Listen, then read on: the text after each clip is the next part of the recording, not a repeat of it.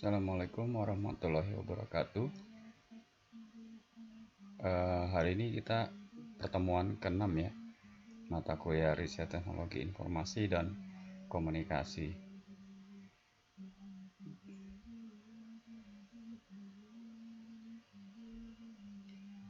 Hari ini kita akan bahas tentang macam-macam desain riset ya. Apa aja sih? Meliputi riset itu biasanya dipakai untuk menerapkan metode riset. Dalam praktik diperlukan suatu desain riset yang sesuai dengan kondisi serta seimbang dengan kedalaman dan keluasan riset yang dilakukan. Ya, jadi desain ini biasanya memang dibuat untuk paling tidak di awal kita sudah memprediksi kedalaman dan keluasan dari riset yang dilakukan. Desain riset merupakan semua proses yang diperlukan dalam perencanaan dan pelaksanaan penelitian.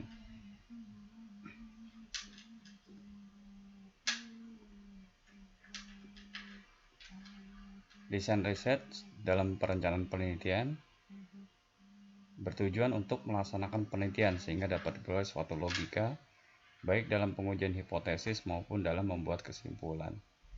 Ya, jadi desain lebih banyak ke persiapan di mana nanti baik secara logika ya maupun hipotesisnya seperti apa.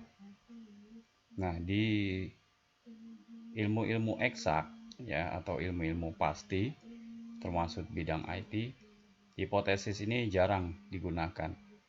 Ya, hipotesis banyak dipakai di ilmu-ilmu sosial maupun ekonomi, politik seperti itu. Ya, karena hipotesis biasanya merupakan perekaan atau perkiraan atau asumsi awal. Ya, kalau kita orang IT biasanya kalau ingin buat program atau membuat aplikasi, ya biasanya kita melakukan percobaan. Ya, begitu sudah selesai, kita langsung implementasi. Nah, hipotesis ini jadi sangat jarang dipakai.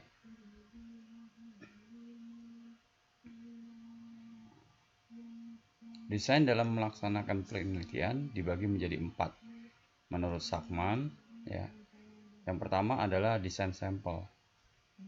Dalam merencanakan pemakaian data, diperlukan desain sampel yang representatif sesuai dengan tujuan penelitian maupun kesimpulan yang akan diambil. Ya, representatif maksudnya di sini merupakan gambaran. Ya, desain sampel biasanya diperlukan untuk melakukan suatu gambaran dari penelitian yang nanti kesimpulannya bisa diperkirakan atau seperti apa kesimpulan yang akan diambil. Berikutnya adalah pemilihan teknik sampling tergantung pada inferensi statistik yang akan dibuat.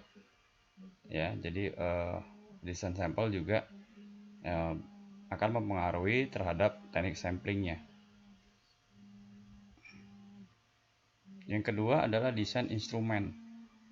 Nah, desain instrumen sebagai alat pengumpul data perlu dievaluasi terlebih dahulu sehingga data yang akan didapat tetap cocok dengan apa yang dibutuhkan. Di sini artinya bahwa desain instrumen ya itu sering dipakai ya atau digunakan nanti ketika kita ingin mengevaluasi ya terhadap data atau terhadap aplikasi yang kita buat. Ya, apakah sudah cocok dengan yang dibutuhkan atau apakah cocok dengan yang akan dihasilkan. Ya, biasanya ini kalau kita IT biasanya menggunakan black box testing. Ya, atau gray testing atau gray area misalnya seperti itu. Ya, nah desain-desain seperti ini biasanya dipakai nih kalau kalian bikin aplikasi ya. Aplikasi itu kita tes ya.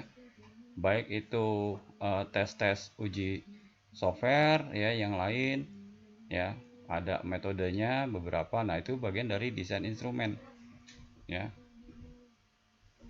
Yang ketiga adalah desain analisis. Ya, desain analisis sangat berhubungan dengan hipotesis. Hasil akhir dari analisis harus menyerupai apa yang dilukiskan dalam hipotesis. Ya. Desain analisis memerlukan alat-alat analisis seperti pemakaian metode statistik. Ya, biasanya kita pakai SPSS ya. Kalau kita menggunakan evaluasi dari suatu survei ya, atau evaluasi dari suatu data statistik ya. Nah, itu biasanya kita pakai desain analisis seperti SPSS maupun metode-metode yang lain.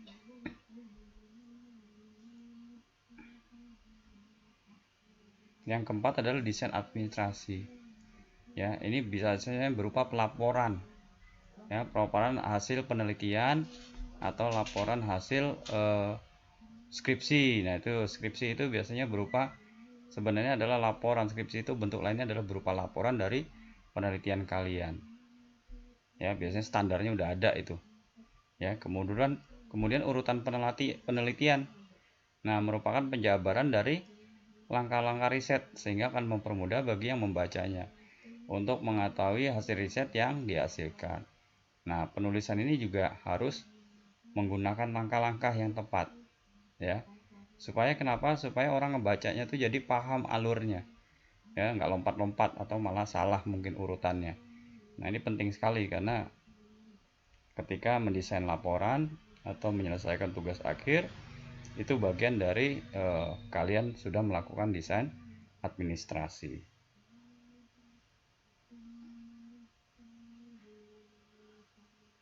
Kemudian desain untuk riset kuantitatif dan kualitatif ya. Penelitian kualitatif umumnya sulit diberi pembenaran secara matematik. Kualitatif itu yang ibaratnya tentang mutu, kualitas ya, karena lebih kepada penyampaian perasaan atau wawasan yang datanya diambil berdasarkan sampel ya. Jadi kalau kualitatif lebih bersifat biasanya deskripsi ya, hasilnya ya, hasilnya berupa deskripsi atau sebuah cerita-cerita ya. Sementara hasil dari penelitian kualitatif bisa menyediakan informasi penting yang kemudian bisa diteliti lebih lanjut untuk riset kuantitatif berikutnya ya. Jadi misalnya kalian bikin penelitian nih ya, atau bikin skripsi ya. Nah, skripsinya ini dipakai untuk pembuatan software ya. Begitu softwarenya sudah jadi, terus ada mahasiswa lain menggunakan metode yang berbeda ya, tetapi yang dihasilkan kurang lebih sama. Contohnya misalnya bikin aplikasi SIAKAT di SMK ya, yang satu menggunakan metode yang berbeda, yang satu lagi pakai metode yang berbeda lagi, tapi sama pembuatannya untuk aplikasi SIAKAT. Terus yang ketiga, mahasiswa yang ketiga sama lagi, metodenya beda juga ya. Maka dari ketiga riset kualitatif tadi ya, dari riset kualitatif tadi coba dibandingkan ya, dicari suatu survei nilai kepuasan dari ketiga software tadi ya, dengan metode yang berbeda, dicari kepuasan ke user atau ke siswa ya, dengan menggunakan metode kuantitatif, riset kuantitatif ya. Begitu sudah dapat datanya, maka data-data itu dibuat lagi kesimpulan akhir. Misalnya dinyatakan bahwa pembuatan sistem SIAKAT yang menggunakan metode B jauh lebih baik dan lebih mudah digunakan oleh siswa, misalnya seperti itu. Nah, itu bagian dari riset-riset kualitatif ya, dilanjutkan dengan riset kuantitatif. Yang berikutnya adalah penelitian kuantitatif, lebih berdasarkan pada data yang dapat dihitung untuk menghasilkan penaksiran kuantitatif yang kokoh ya. Karena kuantitatif bermain dengan angka, biasanya datanya pasti bisa dihitung dan penaksirannya juga bisa diasumsikan sebagai data yang valid.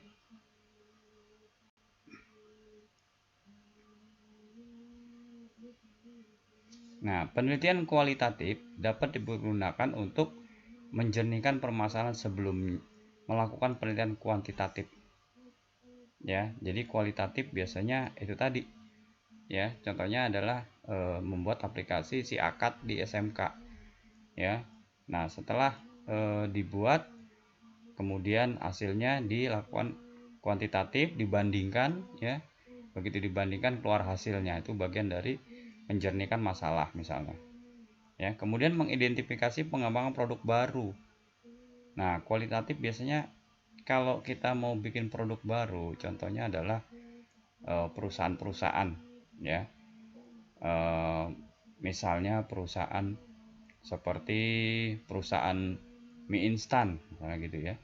Nah, perusahaan mie instan itu sebelum dia mengembangkan produk baru, biasanya dia melakukan riset dulu, ya, riset terhadap kualitas dari produk yang lama, ya. Misalnya contohnya adalah ada mie instan rasa, mungkin boleh dibilang rasanya rasa kari ayam, ya. Terus ternyata dibuat lagi rasa kaldu ayam misalnya gitu, atau rasa soto, ya. Hasil pengembangan dari ketiga riset kualitatif tadi, ya, ternyata mengalami kejenuhan. Artinya customer merasa udah bosen nih sama rasa-rasa ini, gitu ya. Terus dikembangkan lagi, oh dari ketiga rasa itu mana yang paling bagus, ya, atau ada saran apa lagi dari customer. Ternyata mulailah dibuat rasa-rasa yang lain, ya. Sekarang ada mie instan misalnya rasa rendang, ya, rasa eh, rasa rendang, terus ada rasa eh, Aceh, ya, mie goreng Aceh misalnya seperti itu, ya. Atau rasa eh, yang sifatnya ke daerah tuh, makanan-makanan daerah seperti itu, ya. Nah, itu bagian dari pengembangan produk baru. Nah, itu biasanya awalnya adalah riset kualitatif, ya.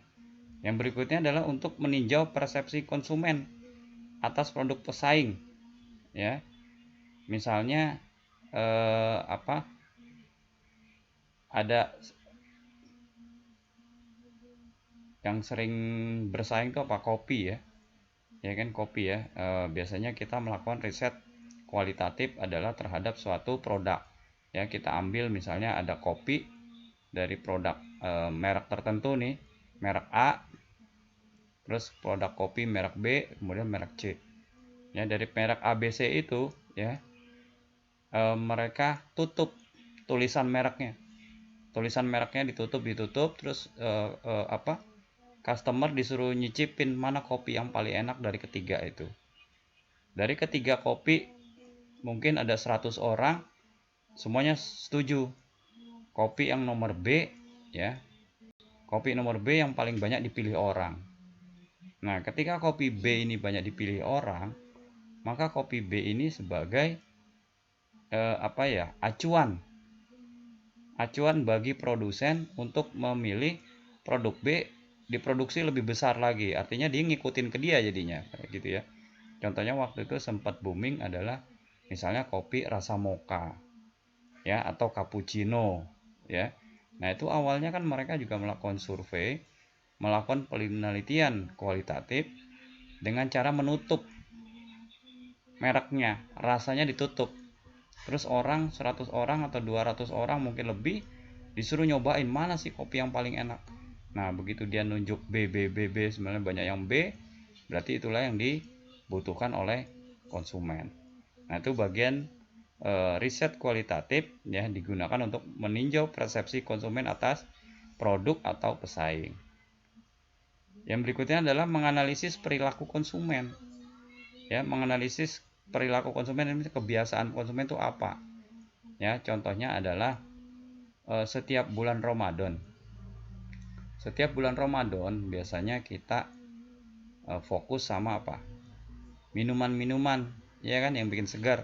Contohnya biasanya iklan sirup mulai banyak, ya. Kemudian pakaian-pakaian, ya, baju koko atau hijab atau pakaian long dress, ya, seperti itu. Nah, itu bagian dari riset terhadap perilaku konsumen. Artinya apa? Ada di bulan-bulan tertentu konsumen itu belanja yang sifatnya keramadanan, ya, yang sifatnya ke arah Islami misalnya seperti itu. Nah, itu bagian riset juga, ya. Jadi ke semua produk mana yang paling laku, ya, apakah hijab, baju koko, ya, atau makanan seperti mie instan, ya, atau kurma, ya, sirup. Nah, yang mana yang laku. Yang berikutnya kualitatif biasanya digunakan juga untuk menyelidiki bagaimana keputusan bagaimana membeli, ya. Jadi pelaku atau customer ini beli apa sih, dia kenapa mutusin beli itu, gitu loh, ya. Nah, itu bagian dari kualitatif juga, ya. Misalnya orang mau beli baju koko, kenapa bajunya mungkin yang maaf ya tangannya yang panjangnya 3/4 atau yang full, atau lebih cenderung orang membeli baju koko yang lengan pendek, ya. Kenapa lengan pendek? Oh, ternyata pada saat Ramadan kali ini musimnya musim panas. Nah, musim panas berarti baju koko kalau panjang mungkin akan gerah, ya. Jadi Ramadan ini banyak orang beli baju koko karena musim panas, jadi bajunya baju koko yang lengan pendek. Nah, itu bagian juga dari riset kualitatif. Jadi nggak sembarangan orang memproduksi suatu baju tanpa melihat cuaca, ya. Jadi bisa jadi lihat cuacanya dulu gimana trennya. Nah, itu bagian menyelidiki, ya. Yang berikutnya adalah menyelidiki alasan mengapa suatu merek dipilih, ya. Contohnya misalnya kalau futsal itu lebih enak pakai sepatu merek misalnya Adidas, ya.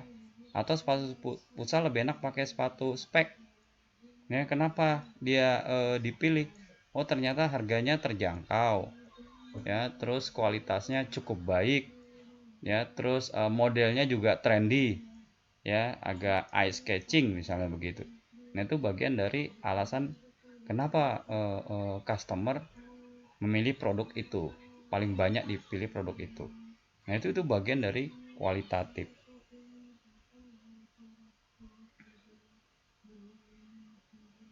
Nah, penelitian kuantitatif, nah, dapat juga dipergunakan. Nah, ini kalau tadi kualitatif, sekarang kuantitatif, ya. Biasanya untuk menetapkan tingkat penggunaan suatu produk, tingkat. Jadi level, ya. Jadi kalau di kualitatif tadi mereknya ditutup, ya, ditutup tapi di belakangnya ada tulisannya sebenarnya, ya. Nah, kalau kuantitatif justru dibuka mereknya, ya. Merek-mereknya ini dibuka, dia ingin mengukur apa? Tingkat, ya, tingkat dari suatu produk. Mana yang paling laku? Adalah produk A misalnya. Mana yang nomor 2? Produk B. Mana yang nomor 3? Produk C, misalnya seperti itu. Dan seterusnya, ya. Karena itu berdasarkan biasanya apa? Data statistik, ya, peringkat-peringkat itu, ya, atau tingkatan, ya. Yang kedua adalah menetapkan pangsa pasar suatu merek tertentu, ya. Contohnya begini. Kalau kalian beli produk di Jawa, ya, kemungkinan begitu kamu ke Kalimantan atau ke Sulawesi, produk tersebut mungkin nggak ada, ya. Adanya di suatu daerah, mereknya yang tertentu lagi, beda lagi, ya. Contohnya adalah misalnya gini, di Jakarta ini lebih banyak kopi-kopi yang laku nih, ya, kopi-kopi hitam, ya, kopi-kopi yang cuman rasanya kopi dan gula, ya.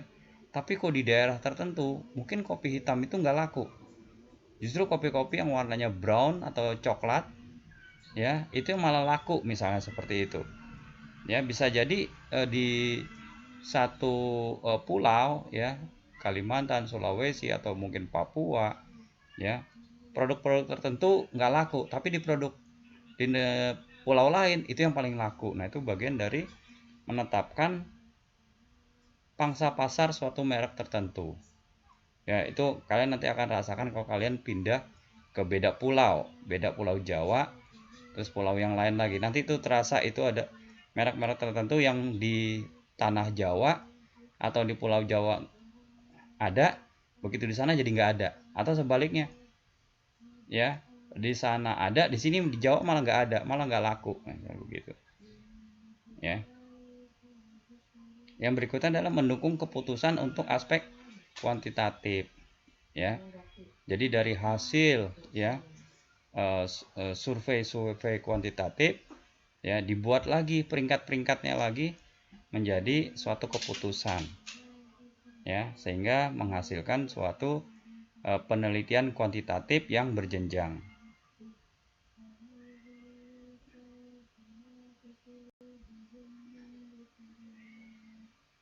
Nah, perbedaan penelitian kuantitatif dengan kualitatif. Yang pertama adalah dari sisi kejelasan unsur. Ya, kalau yang di sebelah kiri ini adalah kuantitatif, biasanya dari sisi unsur, tujuan, pendekatan, subjek, sampel, sumber data sudah mantap atau rinci sejak awal. Ya, jadi datanya itu secara detail sudah ada, sudah jelas. Ya. Sementara kalau kualitatif, ya, subjek, sampel, sumber data tidak mantap dan tidak rinci, masih fleksibel, ya, timbul dan berkembang sambil berjalan.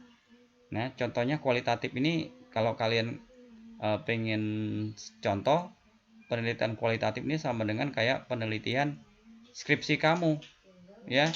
Nah, di penelitian skripsi kamu ini misalnya apa yang ingin diteliti, membuat aplikasi, ya, atau membuat sistem.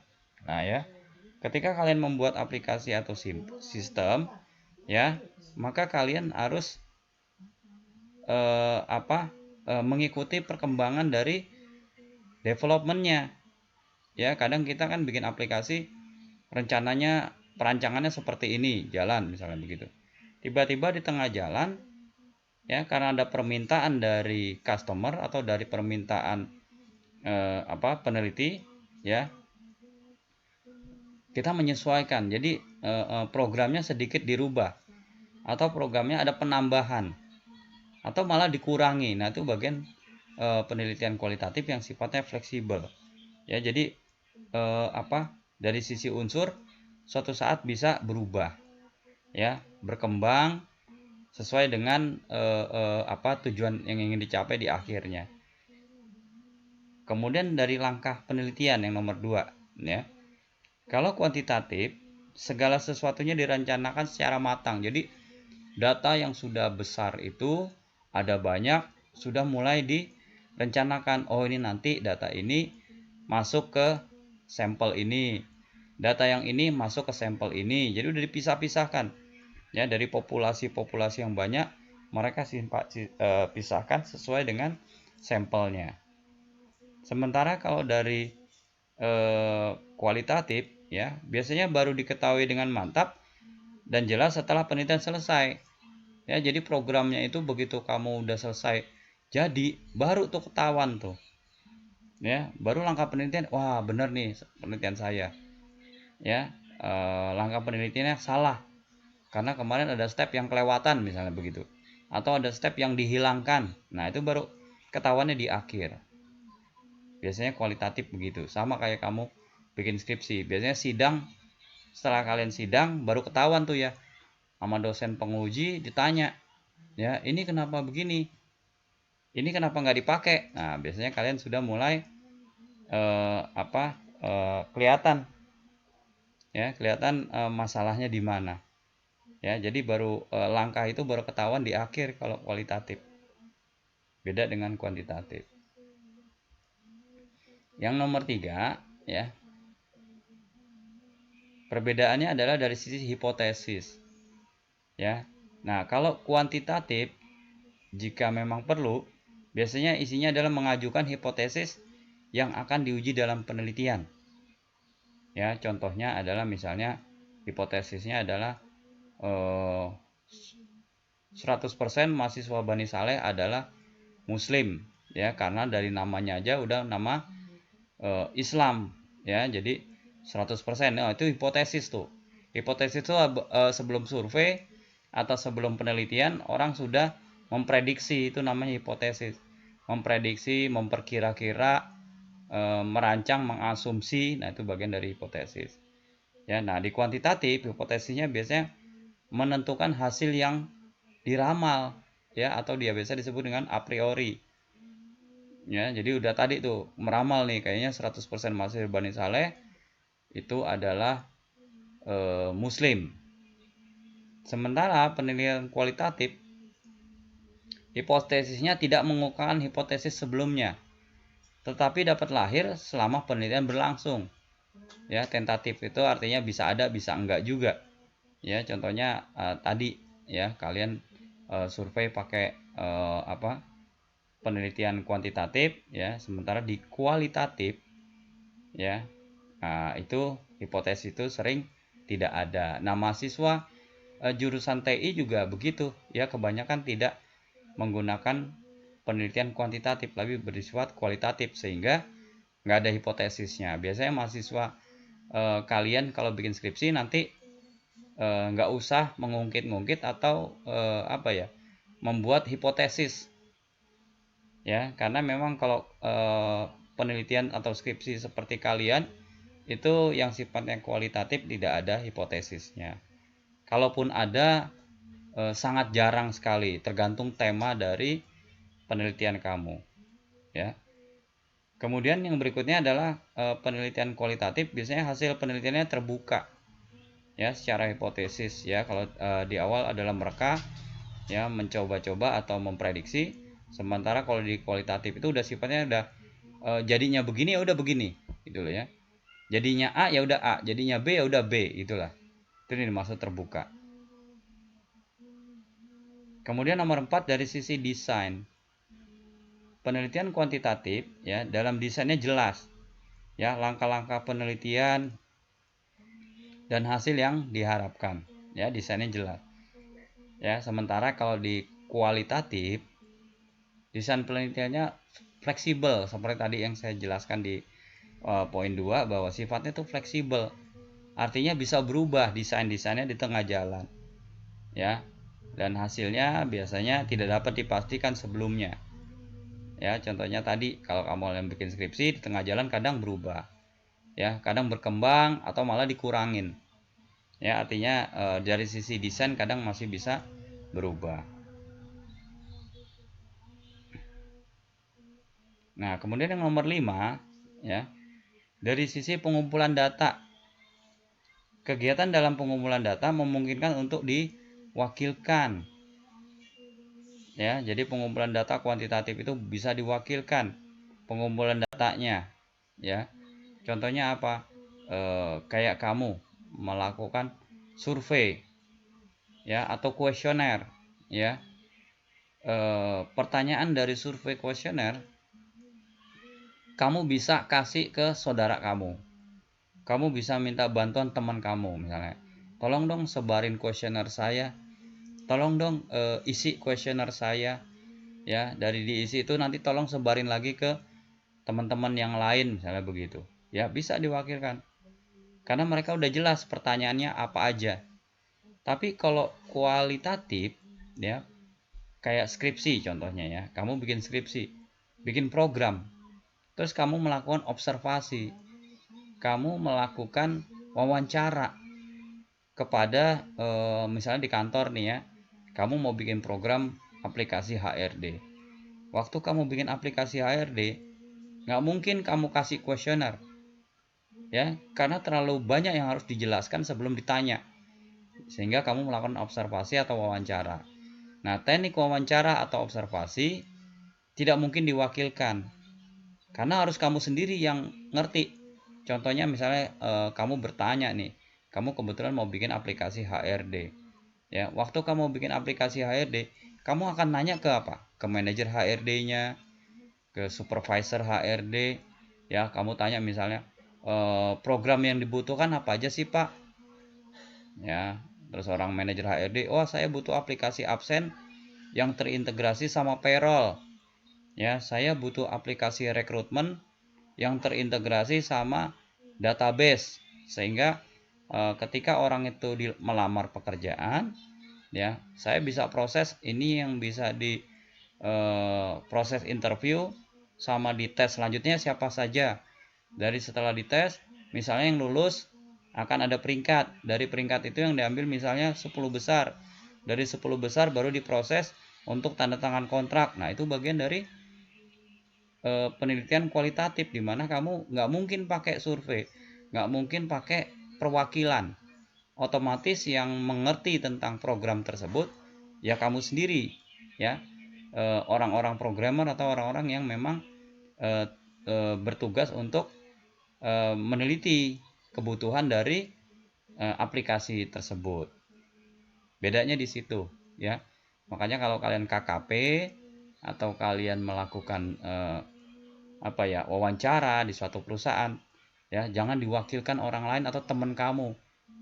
Ya, kan kadang ada tuh ya mahasiswa itu, tolong dong tanyain ke kantor di sana, di kantor omnya kamu, atau tanyain ke orang tua kamu, aku mau penelitian di sana. Ya, terus teman kamu yang suruh nanya, kamu terima beres, pasti biasanya nggak nyambung, ya, karena penjabaran orang versinya bisa beda-beda. Nah, itu yang bahaya, ya. Kemudian saya menemukan contohnya adalah mahasiswa ingin KKP. Nah, sekarang kan kalian juga lagi KKP, ya. Nah, kalian lagi KKP, terus kalian kenal, ya, sama orang di kantor tertentu. Anggap aja misalnya di kantor A, ya. Kalian kenal sama dia, ya, karena mungkin dulu kakak kelas waktu di SMK misalnya begitu, atau di SMA, ya. Karena kenal, kamu tanya ke dia, tapi dia sebenarnya bukan orang yang di bagian situ, dia cuma kerja di situ. Tapi bukan berarti dia mengenal semuanya, kan. Nah, terus kamu tanya ke dia, di kantor kamu ada program apa? Oh, di sana ada program penjualan. Kamu tanya lagi, pakai aplikasi apa di sana? Waduh, saya nggak tahu. Saya taunya itu pokoknya gue masuk login password, udah masuk ke penjualan aja. Gue nggak tahu dia pakai apa bikinnya. Nah, itu artinya apa? Penelitian kualitatif tapi kamu menerapkan dengan metode kuantitatif. Surveinya diwakilkan oleh orang lain. Nah, itu yang nggak boleh. Harusnya kan kamu datang ke kantor sana, ya, kamu datang ke kantor, mungkin menemui teman kamu, habis gitu kamu tanya, Pak, di sini developernya siapa? Orang yang bikin program ini siapa? Orang yang bikin bisnis prosesnya atau flow diagramnya itu siapa? Nah, itu kamu harus cari tahu, bukan diwakilkan. Nah, itu bahayanya nanti di situ, ya. Pasti apa yang kamu terima akan berbeda jika diwakilkan. Kemudian penelitian kuantitatif dari sisi analisis data, ya, dilakukan sesudah semua data terkumpul. Jadi data yang besar itu, ya, data yang banyak, ya, kalian kumpulkan, ya, kemudian dianalisis, ya. Tapi kalau kualitatif biasanya bersamaan datanya, ya. Contoh tadi, ya, kamu mau bikin aplikasi HRD di suatu perusahaan. Begitu kamu dapat data, kamu langsung seleksi dengan cepat.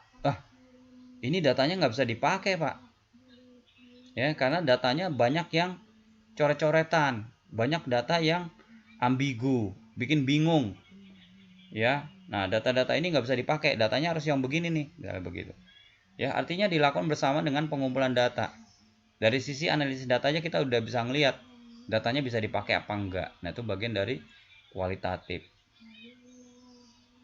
Oke, jelas ya. Jadi ada 6 kurang lebih perbedaan antara kualitatif dan kuantitatif. Nah, sekarang lebih detail lagi. Penelitian kuantitatif, ya, menekankan atau menitik beratkan pada analisisnya, ya, pada data numerik, data-data angka, ya, yang diolah dengan metode statistik, ya. Yang kemudian kedua adalah melakukan pengujian atau retest terhadap teori yang sudah ada, sehingga hasilnya bisa berupa penguatan, bantahan, atau modifikasi terhadap teori tertentu. Ya, contohnya adalah kamu ngadain penelitian tentang tingkat kepuasan pelanggan yang menggunakan First Media. Ya, ada provider internet misalnya First Media. Ya, orang beranggapan First Media paling kenceng, paling stabil. Ya, harganya murah misalnya begitu. Sehingga banyak dipakai orang. Terus kamu mengadakan penelitian. Hasil penelitian kamu ternyata bukan First Media. First Media tidak lebih baik misalnya begitu, ya. Atau ada yang lebih baik lagi. Nah, itu bagian dari membantah, ya. Atau bisa jadi malah menguatkan. Ya, ternyata First Media memang paling baik, paling stabil. Ya, di antara semua provider internet, First Media itu harganya mahal, tapi dijamin kualitasnya lebih baik. Nah, itu misalnya, itu namanya penguatan. Nah, itu salah satunya. Kamu lihat apa? Dari data survei, dari data statistik. Nah, itu bagian dari penelitian kuantitatif. Nah, kalau penelitian kualitatif, ya, menekankan analisisnya pada proses penyimpulan deduktif dan induktif, serta pada analisis terhadap dinamika hubungan antara fenomena yang diamati, ya, dengan menggunakan logika ilmiah. Tadi contohnya, ya, secara logika aplikasi absen di HRD misalnya, ya, aplikasi absen di HRD, kenapa nih absennya sering nggak kebaca, ya, atau fingersnya itu, tangannya itu ketika absen kok sering nggak kebaca ya. Nah, setelah diteliti, ya, diteliti dilihat nih, misalnya kalau kita jeli, kita lihat ternyata mesin absen tangan ini sering gagal karena kenapa? Ini kan pabrik, ya, pabrik ternyata banyak buruh yang kerjanya tuh pakai jari atau pakai tangan, sehingga tangannya dia itu mungkin maaf ya, tangannya kotor atau tangannya banyak lecet-lecet karena sering bekerja di pabrik tersebut yang banyak menggunakan tangan, sehingga kalau absen sering gagal, ya. Wah, kan kamu kadang-kadang ditantang nih, kamu orang IT, ya, terus disuruh ngerjain sama kantor, ya, misalnya kamu dari IT ya? Iya Pak, saya IT. Minta tolong dong bikinin aplikasi buat absen buruh kita nih, karena banyak buruh atau tenaga kerja yang absennya itu sering nggak jelas waktunya, misalnya begitu. Kalau pakai absen jari kan paling nggak ketahuan tuh dia masuknya jam berapa, pulang jam berapa, dia shift berapa, misalnya begitu, ya. Nah, karena kalian nggak paham tentang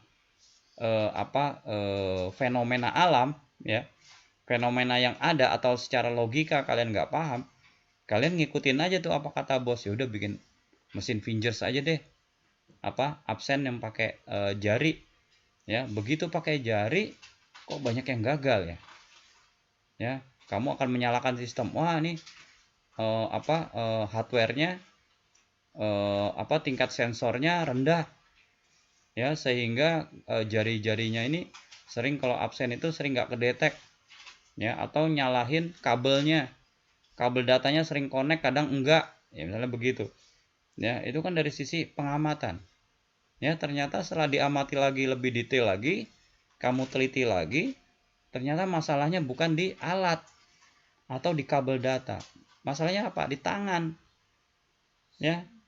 Tangan-tangannya buruh atau pekerja itu, pekerja kasar yang banyak bekerja menggunakan jari, lecet dia, sehingga tiap hari kadang-kadang jadi nggak kedetek, kadang-kadang detek, kadang-kadang enggak, ya, sehingga orang males pakai absen. Nah, itu bahaya, ya. Kenapa nggak kalian pikir jangan pakai jari, kenapa nggak pakai satu tangan full, ya, jadi pakai telapak tangan ini, ya, pakai telapak tangan sehingga tidak bergantung sama jari-jari ini, ya, sehingga akan bergantungnya pada seluruh kontur dari telapak tangan, sehingga mengurangi tingkat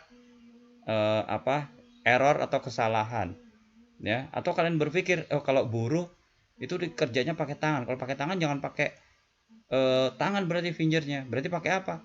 Pakai face, pakai muka, ya. Jadi dia semacam difoto begini, begitu difoto cekrek dia langsung kedeteksi sebagai si A misalnya begitu ya. Atau pakai retina menggunakan mata, jadi mata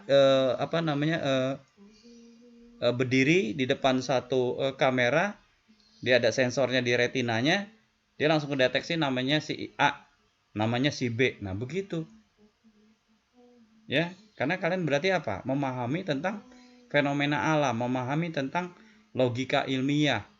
Orang yang kerja di pabrik jangan pakai mesin Fingers ya. Atau hal lagi lain berbeda ya, misalnya di kantor juga, dia bukan pabrik, kerja kantoran, tapi karena bosnya minta tolong dong mesin absennya taruh dekat pos satpam supaya satpamnya bisa merhatiin ya mana yang absen mana yang enggak misalnya begitu. Terus kamu manut aja, kamu ikut bikin apa, mesin Fingers taruhnya dekat pos satpam. Ternyata di pos satpam itu ya, begitu kita ngeliat kok kenapa ya setiap pagi karyawan absen sering error. Kenapa setiap pagi karyawan setiap absen kadang-kadang gagal ya, nggak kedeteksi. Kenapa? Padahal tangannya bagus, jari-jarinya nggak ada masalah gitu ya. Setelah diteliti lagi ternyata apa? Oh, mesin absennya ini kepanasan karena naruhnya di pos satpam. Di pos satpamnya bukan di dalam tapi di luar. Di luar kena cahaya matahari. Karena kena cahaya matahari sehingga mesin absen ini panas. Kalau panas jadi hang. Jadi begitu. Kalau udah hang jadi nggak kedetek. Nah gitu ya. Kan itu bagian apa? Penelitian kan. Dengan berjalannya waktu kamu teliti, kenapa ya begini ya? Oh ternyata kepanasan. Berarti mesin absennya harus dipindah di posisi yang tidak panas ya, atau tidak berdebu. Kan ada juga ya, naroknya di pos satpam, udah gitu ibaratnya pinggir jalan tuh, kantornya benar-benar pinggir jalan ya, sehingga mesin absennya tuh sering sensornya itu berdebu. Kalau udah berdebu jadi agak susah kedetek. Nah itu bagian dari penelitian kualitatif. Kalian harus jeli sampai di situ tuh ya. Kadang semua orang nggak paham tentang mesin-mesin seperti itu ya.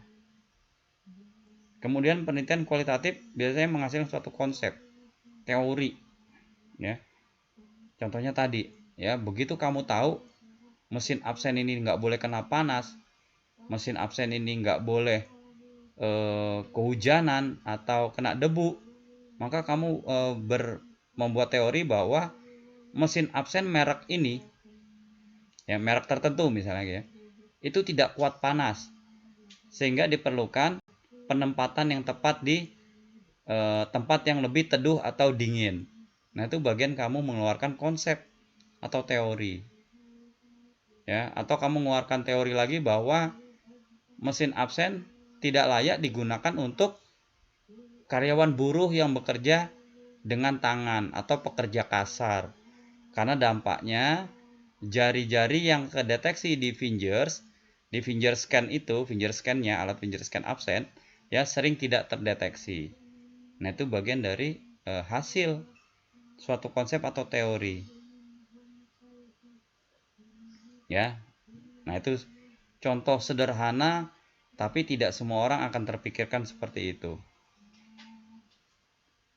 Nah ini dari sisi perbedaan lagi karakteristiknya ya. Dari sisi karakteristik jenis datanya ya, jenis data dari kuantitatif, fenomenanya digambarkan secara angka tadi ya, hasil surveinya berupa angka-angka.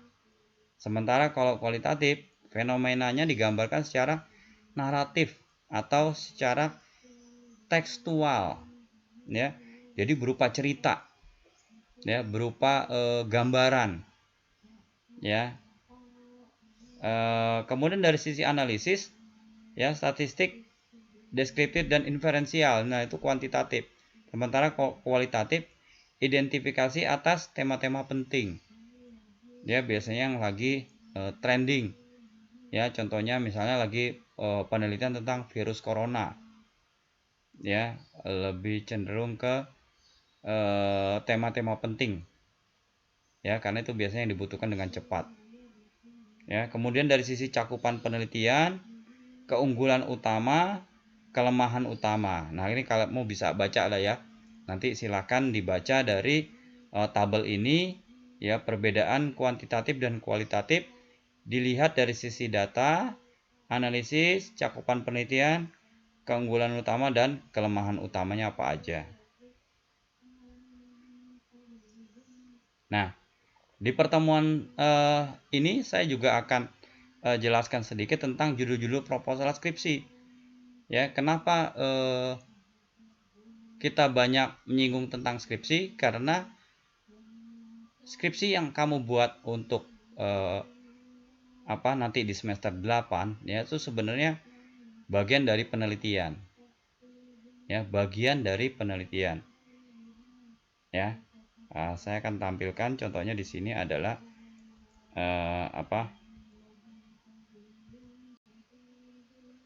contoh dari hasil beberapa judul skripsi.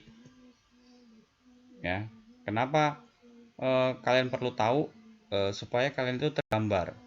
Ya, saya masih sering menemukan ya mahasiswa Bani Saleh ini lemah dalam menentukan tema untuk penelitiannya. Ya, kenapa lemah? Karena mereka nggak pernah mau baca. Mahasiswa ini banyak sering tidak mau baca, padahal di perpustakaan banyak sekali itu judul-judul skripsi. Ya, nah contohnya seperti ini. Ya, ini adalah dari jurusan TI. Ini jurusan SI. Ya, kalian misalnya sekarang kan dari jurusan TI ya. Nah, jurusan TI maka saya ambil yang TI. Seperti. Nah, ini kan penerapan metode finite state machine pada non-player karakter dalam game online balap Unity 3D. Ya, atau rancang bangun mini damkar menggunakan Android berbasis Wemos D1R1 dengan metode prototype. Nah ya, judul-judul ini kalau kalian sering baca nanti lama-lama paham. Ya, kalau ada dua begini ini artinya proposal sama skripsi akhirnya tetap sama. Ya, artinya dia nggak berubah. Kalau yang begini biasanya berubah. Ya, awalnya proposalnya beda, begitu skripsi agak ada perubahan sehingga berbeda. Nah, contohnya seperti ini. Ya, rancang bangun aplikasi pemetaan objek pariwisata berbasis web dengan menggunakan metode framework CI ya di Provinsi DKI Jakarta. Nah, ini contoh-contoh. Ya. Kemudian kalian bertanya misalnya, "Pak, itu judul skripsi itu apakah harus panjang? Ya, atau boleh pendek?" Ya. Panjang pendek itu sebenarnya tergantung dari kekuatan dari skripsi kamu yang kamu angkat. Ya, kalau kamu memang detail dan mau lebih tajam, memang biasanya panjang. Tapi kalau kamu hanya yang umum, yang biasa, ya seperti ini nih, sistem kontrol rolling door garasi menggunakan Arduino berbasis Android, dah gitu aja. Ya, atau ini SPK beasiswa Mandua Kota Bekasi menggunakan metode FMADM. Ya, contohnya seperti itu. Ya, sederhana. Terus kalian berpikir, loh, kalau seperti itu boleh ya Pak misalnya. Ya. Kok simple gitu? Nah, semua tergantung. Ya, kalau kalian mau nilainya bagus, skripsinya bagus, ya otomatis kalian harus apa? Judul-judul yang kalian ambil ini benar-benar judul yang bisa menjual. Kalau orang marketing itu judulnya itu bisa menjual. Ya. Tapi kalau yang umum-umum seperti ini, ya kita nggak tahu deh nanti hasilnya. Ya kan? Apalagi kan kalian waktu ke perpustakaan di Bani Saleh, kalian kan nggak tahu itu. Ya. Kalian nggak tahu apakah di perpustakaan itu nilainya dia dapat A atau B atau C pada saat sidang nilai skripsinya. Kan semua skripsi dipajang tuh di rak. Di rak itu dicampur semuanya. Nih skripsi anak TI di rak ini. Kemudian ini skripsi anak SI di rak sebelah sini. Ya, semua dipajang. Ya, ketika dipajang terus kamu ngambil nih. Ya, kamu ngambil salah satu sidang skripsi orang. Ya, skripsinya kamu ambil. Waktu kamu ambil kan kamu nggak tahu dia dapat nilai A, B atau C. Ya, sehingga kamu mungkin kalau kamu untung ngambil yang bagus, ya kamu akan ikut-ikutan dapat nilainya yang kurang lebih bagus. Tapi kalau kamu ngambil yang C misalnya, tanpa sadar kamu kejebak nih, kena nih. Oh, saya ngambil yang ini. Paling gampang nih. Nah, ini skripsinya ada. Si ini ada nih, gampang nih. Begitu kamu ngisi ambil yang gampang, ternyata dulu dia memang dapat C sidangnya. Sidang skripsinya dia dapat C. Akhirnya kamu juga dapatnya segitu juga. Karena kamu salah apa? Salah mengambil sampel. Ya, jadi seperti itu. Nah, hati-hati. Nah, pemilihan judul-judul seperti ini kamu boleh minta di perpustakaan. Kamu boleh lihat di jurusan. Judul-judul apa sih yang rata-rata disetujui? Terus cara merancang judul tuh seperti apa sih? Ya, jadi nggak sembarangan.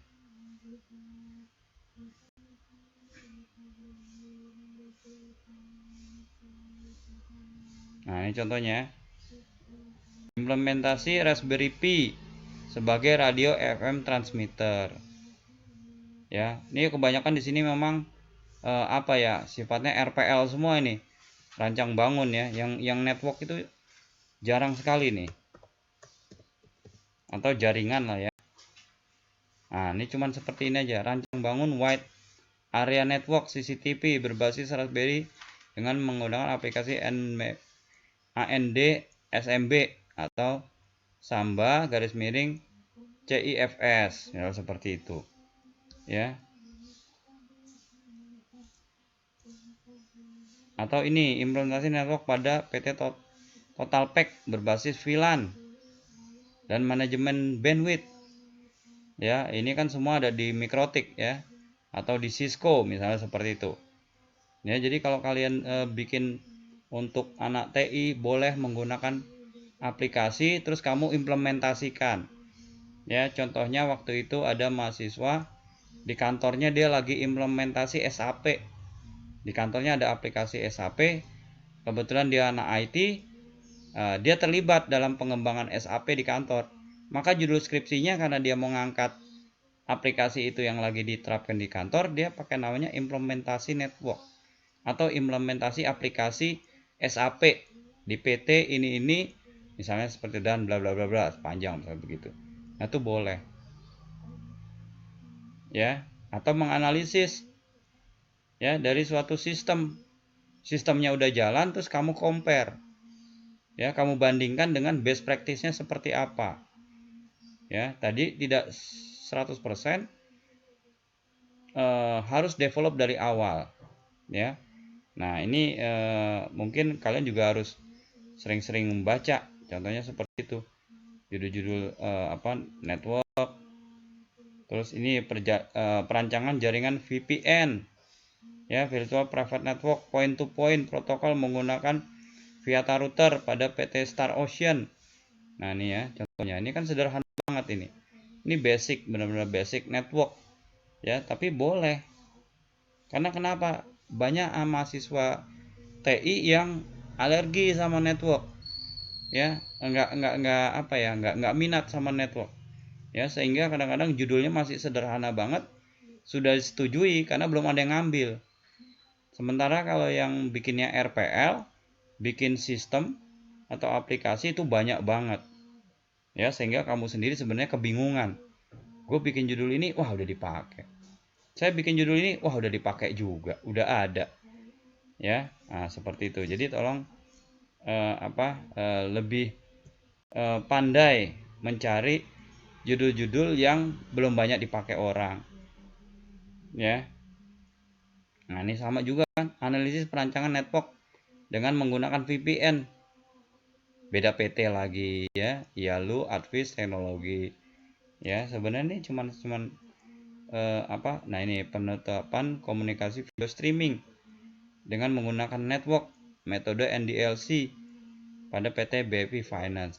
Ya, ini kan apa? Cuma nerapin apa kayak video call itu tapi menggunakan jalur VPN. Ya, itu udah bisa judul skripsi seperti ini. Ya, terus kalian kalau nanya, Pak itu kan gampang banget. Ya karena nggak banyak yang ngambil, yang gampang pun boleh. Ya, belum ada contohnya yang membuat, ya silakan aja. Permasalahannya itu tadi, ya banyak mahasiswa yang kurang berminat dengan network sehingga masih banyak judul-judul yang sebenarnya mudah, ya, yang sebenarnya mudah tidak dilihat oleh mahasiswa itu sebagai bahan skripsi. Ya, kalau lihat seperti ini itu kan penerapan infrastruktur multi area nirkabel. Ya, jadi jaringannya itu banyak tapi menggunakan WiFi semuanya. Ya, dengan metode routing information protocol. Ya, RIP dengan menggunakan metode RIP nih. Ya, untuk pemanfaatan single network ID. Ya, jadi ada networknya satu, misalnya pakai providernya misalnya pakai Fast Media, terus menggunakan WiFi semua di kantor semuanya. Ya, metodenya adalah metode RIP misalnya begitu, ya. Itu diterapkan, dibuat topologinya, dibuat jaringannya terus bisa. Nah, contohnya seperti itu. Ya, jadi tolong ini kamu juga harus pelajari.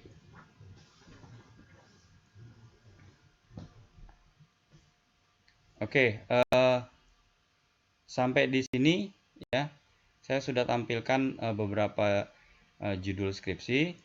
Minggu depan setelah UTS ya, kita masuk ke pertemuan ke-7 ya, karena pertemuan ke-6 ini merupakan bagi yang kelas malam ya, karena saya menggantikan almarhum Bapak Hudi Barata. Jadi kita ujiannya sampai di bab pertemuan pertama sampai pertemuan ke-6 ini aja. Ya, pertemuan ke-7 nanti akan saya ganti setelah UTS. Ya, saya rasa itu aja dulu dari saya ya. Apabila ada kata yang salah, saya mohon maaf. Makasih, jangan lupa absen. Billahi taufik wal hidayah. Wassalamualaikum warahmatullahi wabarakatuh.